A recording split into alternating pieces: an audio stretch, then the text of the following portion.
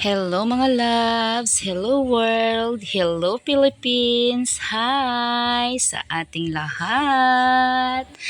Ayan po kami, nagsama kami sa tatay ni Bibi Lixa kasi may biyahe siya ngayon at pupunta po kami sa Maranding at tamang-tama naman kasi pupunta ako sa hospital, bibisita ako kay Ate Maymay kasi mga loves na admit siya kahapon, pamangkin ko yon, anak ni Ate Dadang kasi nagbaba po yung kanyang sugar.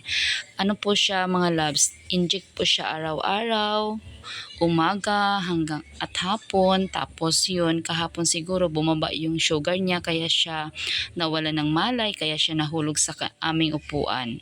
At ayan po kami, bago kami pupunta ng hospital, binigyan kami ni Papang ng pangkain ni Bibi Lixa sa Jollibee. So tingnan nyo mga loves, sobrang happy niya talaga.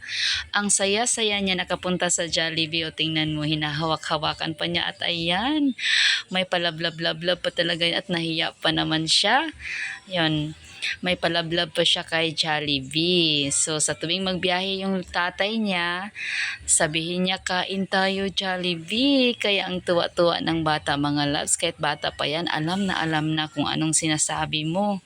Ayan na kami, nakapag-order na pero hindi pa na-deliver. So antay-antay lang, hinahawakan niya yung number namin. Kasi mag-iilaw lang yan mga loves pag nandyan na yung order namin. So ayan, tinanong ko siya kanina na gutom ka na siya. Oo, gutom na ako. So Tagalog lang ang sinasabi ko mga loves, pero ang tanong ko sa kanya is Bisaya lang, o di ba?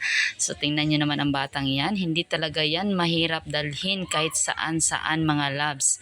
So mula nung maliit pa 'yan, sinasama-sama na namin 'yan, hindi kasama ang mama niya, kami lang talaga ng tatay niya. Kaya lumaki 'yan sa sama-sama. At ayan na kami, dumating na pala ang aming order. At ayan na siya, tingnan niyo mga loves. Kinain niya muna ang French fries. Oh, ayan. Ayan, nagugutom na talaga yan mga loves. Thank you. At nagbili din kami mga loves ng dalhin namin doon sa hospital kay Ate Dadang para may makain din sila. Ayan. At pagkatapos pala namin kumain at ayan, sumakay kami ng motor, ng payong-payong kasi ang yung silver ko na kwintas, naputol kasi yun. So, kailangan kong ipasolda para magamit ko na naman ulit. At yung din ni Lixa, yung kanyang kwintas, naputol din yung isa. So, kailangan kong ipasolda lahat. Kaya yan, nagpunta kami dyan. At pagkatapos kong magpasolda at ayan na po ako, papunta na ako sa loob ng hospital, papasok na ako. So hindi ko pwedeng isama si Lixa, so nandoon sa labas sila Kitkit at si Lixa. So kaya ko sinama si Kitkit para maghawak kay Lixa kasi nga hindi naman pwede ang bata dito sa hospital.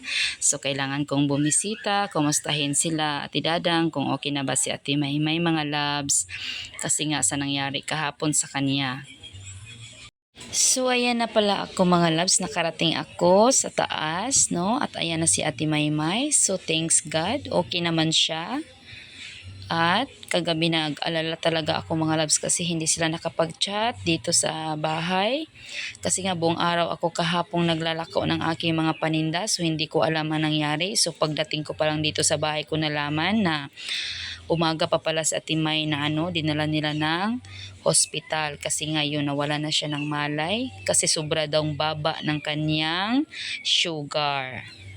At hindi kami nagtatagal doon kasi 'di ba nag-hits lang kami ni Papang, may karga siyang semento at kabilya, so kailangan na naming bumaba, baka nandoon na siya sa highway. Kasi nga sasakay lang kami pauwi din. So sakay lang kami papunta doon sa Maranding, so pag-uwi din sakay din kami sa kanya. Kaya hindi ako nagtagal doon sa taas. So nagsama sa tidadang pagbaba ko, diyan kami dumaan sa kabila. Ayan, kabila pong daanan yan mga loves. So palabas na po kami.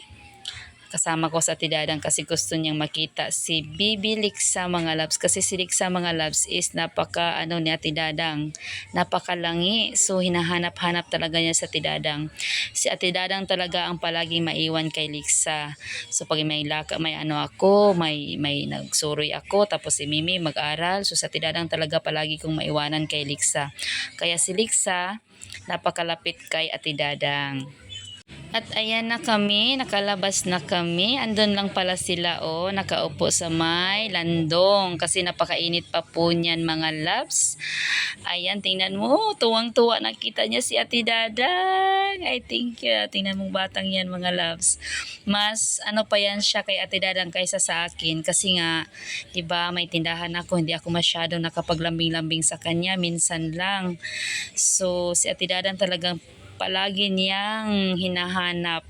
Kahit nandito yan sa bahay, palagi yan nagpunta doon kila Ate Dadang. Sa Ate Dadang talaga palagi nagkarga niyan kasi pag nakita niya yan sa Ate Dadang, nako, mag-iyak-iyak talaga yan pag pag iniwanan na Ate Dadang, hanap-hanapin talaga niya.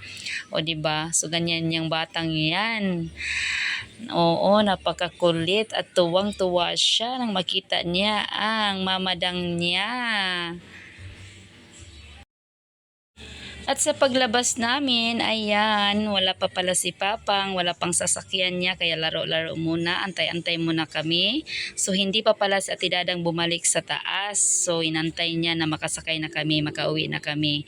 So, wala pa pala si Logan. So, nagkarga pa yun ng semento at kabilya. At ayan kami, antay-antay lang kung kailan siya dumating. Siya lang inaantay namin kasi nag-hits lang talaga kami. O, diba? Tuwang-tuwa si Baby Lixa namin. Kasama ko dyan si Kitkit. Kasama din kami pa uwi, mga loves. So, yan po ang nangyari kanina sa buhay namin. Nagpunta ng Maranding, nag-visit sa ospital. Nagsama lang po kami kay Papang kasi may biyahe nga siya. At ayan na, tingnan mo ang batang yan. So, naglaro-laro pa siya kasama ang mamadang niya, mga loves. O, tingnan mo pa, ikot-ikot pa, ikot lambing-lambing siya. So, ayan po kami. Nag-usap-usap pa kami kasi nga naghihintay. O, diba? Pusing-pusing pa naman ako dyan, mga loves. Nag-uusap lang kami kasi nag-aantay nga kami kay Logan. Hindi pa siya dumating. Baka natagalan yan pagkarga doon. So, mga ano lang kami, mga 3 oras lang ata kami. Kasi nang nag-ano kami dito sa Dubleston is mga anong oras ba yun? Mga 11. Tapos nakarating kami ng 12. Tapos yan is mag-aalauna na po yan. At ayun na, dumating na siya. Yan po ang karga ng asawa ko, mga kabilya at semento. So ayan na po kami mga loves, pasakay na kami kasi pauwi na kami. So hinatid pala ni Ate Dadang si Bibi Lixa. Ayun po.